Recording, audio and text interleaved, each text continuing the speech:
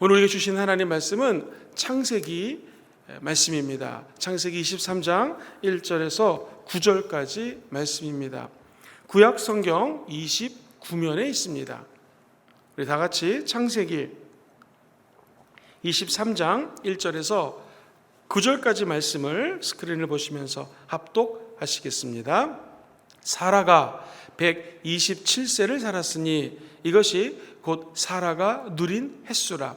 사라가 가나안 땅 헤브론 곧 기라아르바에서 죽음에 아브라함이 들어가서 사라를 위하여 슬퍼하며 애통하다가 그 시신 앞에서 일어나 나아가서 헷 족속에게 말하여 이르되 나는 당신들 중에 나그네요 거류하는 자이니 당신들 중에서 내게 매장할 소유지를 주어 내가 나의 죽은 자를 내 앞에서 내어다가 장사하게 하시오. 헷 족속이 아브라함에게 대답하여 이르되 내 주여 들으소서. 당신은 우리 가운데 있는 하나님이 세우신 지도자이시니 우리 묘실 중에서 좋은 것을 택하여 당신의 죽은 자를 장사하소서. 우리 중에 자기 묘실에 당신의 죽은 자 장사함을 금할 자가 없으리이다. 아브라함이 일어나 그 땅 주민 헷 족속을 향하여 몸을 굽히고 그들에게 말하여 이르되 나로 나의 죽은 자를 내 앞에서 내어다가 장사하게 하는 일이 당신들의 뜻일진데 내 말을 듣고 나를 위하여 소알의 아들 에브론에게 구하여 그가 그의 밭머리에 있는 그의 막벨라 굴을 내게 주도록 하되 충분한 대가를 받고 그 굴을 내게 주어 당신들 중에서 매장할 소유지가 되게 하기를 원하노라. 아멘. 아멘. 저는 오늘 창세기 말씀을 중심으로 인류 최초의 장례식이라는 제목으로 하나님 말씀 나누기 원합니다. 창세기는 인류의 시작에 대해서 언급을 합니다.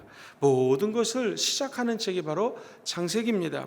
어떻게 인간은 창조되었는가, 죄는 어떻게 들어왔고 하나님의 은혜는 어떻게 시작이 되었는가, 또 아브라함이라고 하는 하나님의 사람을 택하사 어떠한 일련의 과정을 통하여 믿음의 조상으로 세우셨는가 등등의 하나님이 어떻게 우리 인간을 창조했는지 처음 시작이 기록되어 있습니다.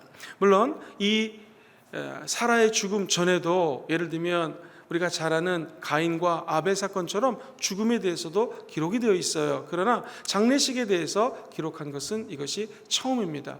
오늘 이 인류 최초의 장례식을 보면서 우리에게 주시는 메시지는 무엇일까요? 크게 두 가지를 나누기 원합니다. 첫 번째, 이 장례식은 슬픈 것입니다. 이 장례식은 아브라함에게도 큰 슬픔을 가져다 주었습니다. 오늘 본문은 이렇게 시작을 합니다. 이 아내, 사랑하는 아내 사라가 127세를 샀고 이것은 하나님이 그에게 향후에 할 수 있도록 누릴 수 있도록 주었던 기회라는 것입니다. 사라는 127세를 살고 천국에 갑니다. 남편 아브라함은 10살이 많았기 때문에 아브라함의 나이는 137세가 되었습니다. 오늘 본문 2절에 보면 아브라함이 사랑하는 아내를 잃고 얼마나 슬퍼했는지가 기록이 되어 있습니다. 같이 한번 2절 보겠습니다. 같이 읽어볼까요? 시작. 사라가 가나안 땅 헤브론 곧 기랏 아르바에서 죽음에 아브라함이 들어가서 사라를 위하여 슬퍼하며 애통하다가. 지금 이 말씀은 모리아산에서 하나님이 아브라함에게 너 사랑하는 독생자 이삭을 갖다 바쳐라 하고 난 다음에 정확히 20년이 지난 시간입니다.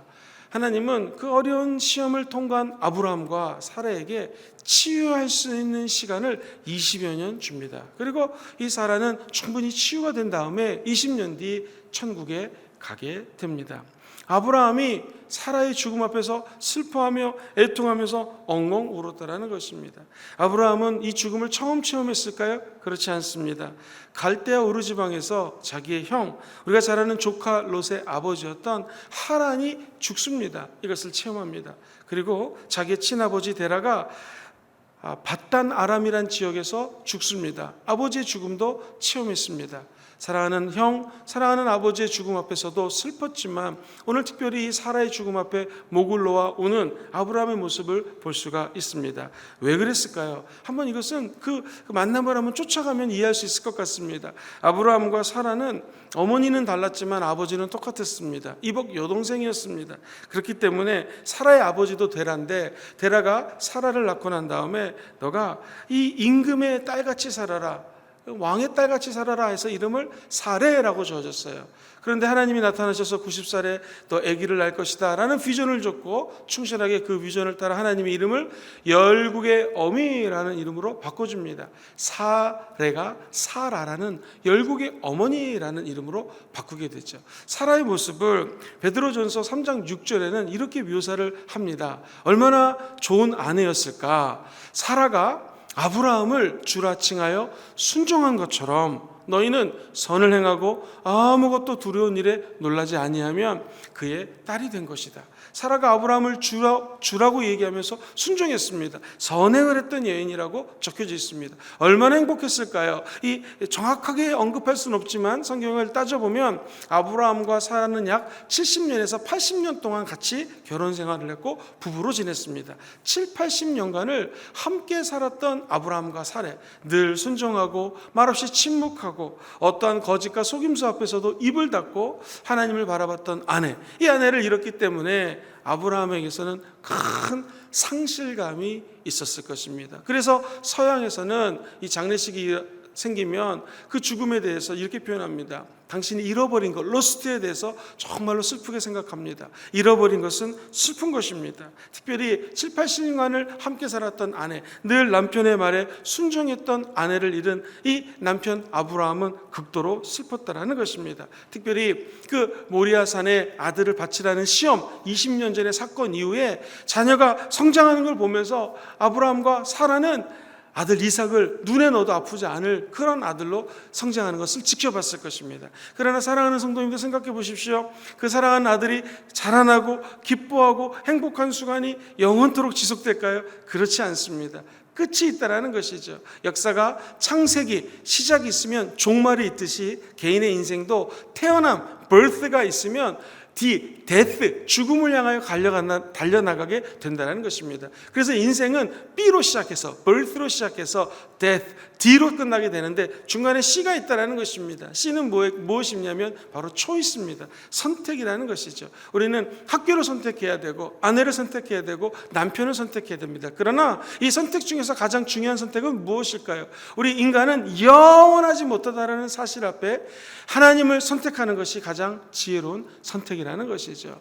아브라함과 사라도 평생 행복하게 살 줄 알았지만 어느덧 죽음의 그림자가 다가옵니다. 이 절대 절망의 순간, 뒤를 돌아보니 이 두 부부의 관계에도 여러 가지 슬픔이 있었을 것입니다. 세상에 자기를 갖다가 흉년이 나가지고 저 애굽 땅에 갔더니 바로왕 앞에 이거 내 아내가 아니라 내 누이 여동생입니다. 맞는 말 같지만 사실 틀리지 않습니까? 왜? 너무 아름답기 때문에 뺏어갈 수 있기 때문에 그렇죠.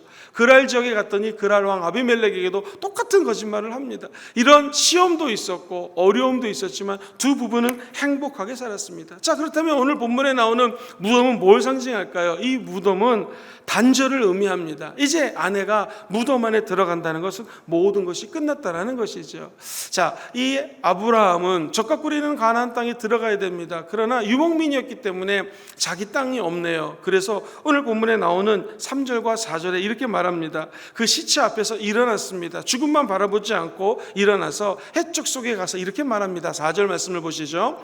나는 당신들 중에 나그네입니다. 거루하는 자입니다. 나에게 매장할 소유지를 주십시오. 그리고 내가 나의 아내를 장사하게 좀 해주십시오. 장례식을 치르기 원합니다 라고 이야기를 합니다. 그랬더니 이 사람들이 6절에 이렇게 대답을 하는 모습이 있습니다. 내 주여 들으소서. 당신은 보통 분이 아닙니다. 하나님이 세우신 지도자지 않습니까? 우리 묘실 중에 아무거나 죽은 자를 장사하십시오 라고 얘기를 합니다. 그런데 하나님은 아브라함에게 지혜를 주셨던 것 같아요. 왜? 사람의 마음은 맨날 조변석계하지 않습니까? 아침과 저녁이 틀려요. 오늘은 이렇게 얘기해놓고 내일 변할 수 있습니다.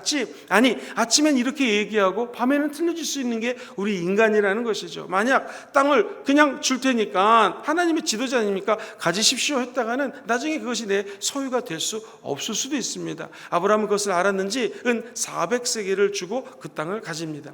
한 세겔은 하루 일당이라 가정하면 하루 일당이 10만 원이라면 약 한 4억 원을 주고 그 밭을 삽니다. 밭 안에 동굴이 있었어요. 그 동굴에다가 장사를 지내게 된다는 것입니다. 그래서 23장 20절에 보면 창세기 23장 20절을 같이 한번 읽어보겠습니다. 시작. 이와 같이 그 밭과 거기에 속한 굴이 헷 족속으로부터 아브라함이 매장할 소유지로 확정되었다. 자, 아브라함은 이 사랑하는 아내를 동굴 안에 매장을 하게 됩니다. 그때 이 아내를 얼마나 사랑을 했는지 여러분 성경에 보니 에스겔서 24장 16절에 보면 그 사랑하는 아내를 이렇게 표현합니다.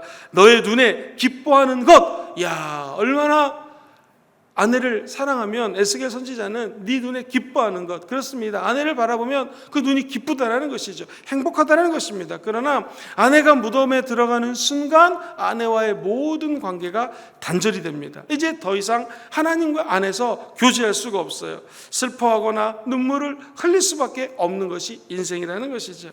자, 아내를 바라볼 때마다 기뻤는데 이제 단절이 됐다. 뭘 의미합니까? 모든 우리 인생은 무덤을 통해서 단절된다라는 것입니다. 그렇게 따지면 우리가 갖고 있는 재물 언젠가는 무덤에 들어가겠죠. 우리가 단절이 됩니다. 내가 갖고 있는 부귀, 영화, 그리고 권력, 내가 갖고 있는 모든 명예 단절될 수밖에 없다라는 것이죠. 어떤 사람이 돈이 무지 많았습니다. 그런데 죽게 됐습니다. 죽기 싫은데 죽어야 되니 천국에 가도 이 금을 가져가고 싶은 거예요. 그래가지고 수많은 금을 사가지고 자기 무덤에 묻어달라고 그랬습니다. 그래서 드디어 죽었더니 천국에 갔습니다. 무덤에 가가지고 와, 이 무거운 금은보화를 가득 싣고 왔어요. 그랬더니 베드로가 이러더랍니다. 이거 왜 갖고 왔냐고. 아, 이거 어렵게 돈 벌어가지고 갖고 온 거라고. 그랬더니 여기 보라고. 여기 보도블록이 다 이 금이라고 하면서 그냥 땅에 버리다라는 것입니다. 우리 인생이 그렇죠. 단절되는 인생, 즉 언젠가는 천국에 가는데 여기서 갖고 있던 모든 것들을 천국에 싸갈 수도 없고, 만약 싸간다 한들 그것은 그 하늘의 나라에 가서는 보아도 아니라는 것입니다. 하나님의 앞에서 수고한 상급, 이것만이 영원하다라는 것이죠. 사랑하는 성도님들, 우리 솔로몬 왕은 처첩을 1000명을 두었습니다. 부귀, 영화, 명예, 누릴 수 있는 모든 것들을 누린 사람입니다. 그러나 전도서 보면 12장 13절에 이렇게 솔로몬 왕이 고백을 합니다. 이래 결국을 내가 다 들었으니 하나님을 경외하고 그의 명령들을 지킬지어다. 이것이 모든 사람의 본분이니라. 그가 평생을 살면서 깨달은 것이 뭐냐? 헛되니 모든 것이 헛되더라. 결국 무엇이 중요한가? 하나님을 경배하라, 하나님을 경외하라, 하나님을 예배하라는 것이죠. 이것이 우리 인간이 마땅히 해야 될 것이라는 것입니다. 결국 천국에 가면 모든 것들이 이 생의 사람과 단절이 됩니다. 참으로 슬픈 일입니다. 그러나 이 땅에서 하나님께 헌신하고 하나님 나라를 위해 섬겼던 것만큼은 영원한 것이요, 특별히 예배드렸던 이 시간 귀한 시간이고 천국에 하나님 앞에 상급받는 하나님의 약속된 시간인 줄 믿습니다. 자, 이 장례식은 이처럼 슬픈 것입니다. 그러나 슬픔으로 끝날까요? 그렇지 않습니다. 장례식은 새로운 시작을 의미합니다. 아브라함은 소망이 있었어요. 창세기 오늘 본문 23장 4절에 나는 나그네요 우고하는 자입니다 라고 이야기를 합니다. 이 나그네는 무엇입니까? 히브리서 11장을 읽어보면 나그네다, 또 이 천국에 대한 내용들이 잘 기록이 되어 있어요. 이 땅에서는 외국인이요, 이 땅에서는 나그네다라고 성경은 이야기합니다. 잠시 살다가 외국인처럼 나그네처럼 살다가 우리 본향 천국으로 가는 것이 우리 인생이라는 것이죠. 나그네와 행인 같은 너희에게 권하노니 영혼을 거슬려 싸우는 육신의 정욕과 너는 싸워서 이겨라 라고 성경은 이야기합니다. 즉 인생의 나그네 시간이 지나고 나면 저 본향 땅 천국으로 가야 된다라는 것이죠.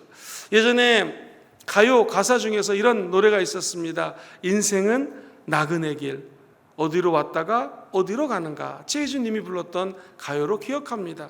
그 전에 수많은 사람들이 리메이크한 노래 중에서 이런 노래가 있었습니다. 백년설 씨가 불렀던 노래인데, 오늘도 걷는다마는 정처 없는 이 발길, 지나온 자옥마다 눈물이 고였다. 선창과 고동소리 옛님이 그리워도 나그네 흐를 길은 한이 없어라.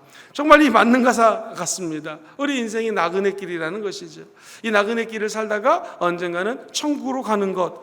정말 어떻게 보면 슬픔이요, 비통하며 눈물이 있을 수 있지만 여기에 우리의 소망이 있습니다. 왜냐하면 내가 인생을 살아갈 때 나그네로 산다라는 것은 우리에겐 소망이 있다라는 것입니다. 지나온 작업마다 눈물 고였다. 세상 사람들은 이렇게 노래하지만 우리에겐 희망이 있어요. 소망이 있어요. 우리가 사는 고향, 당신은 고향이 어디입니까? 전 전라도입니다. 서울입니다. 부산입니다. 이렇게 얘기하죠. 실제 우리의 고향, 우리의 본향은 저 천국입니다. 우리는 하나님의 자녀고 천국으로 다시 돌아갈 본향이 있다라는 것이죠. 기러기가 철새들이 때에 맞으면, 때만 되면 자기들이 알아서 원래 본향으로 가듯이 우리도 어느 날 하나님의 때가 되면 인생을 누리다가 향유하다가 우리가 가야 될 본향이 있습니다. 그것이 바로 천국이라는 것입니다. 잠시 나그네 인생을 살고 있는 것이죠.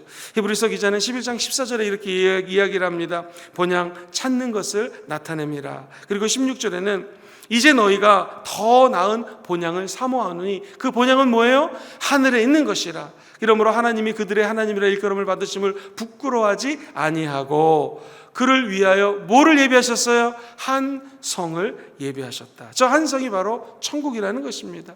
우리 삶은 이 땅에서 이 장례식을 통하여 깨달을 수 있는 것은 하나님이 예비하신 저 보좌 위에 한 성이 있다라는 것이죠. 그것이 바로 하나님이 예비하신 3층 천 천국이라는 것입니다.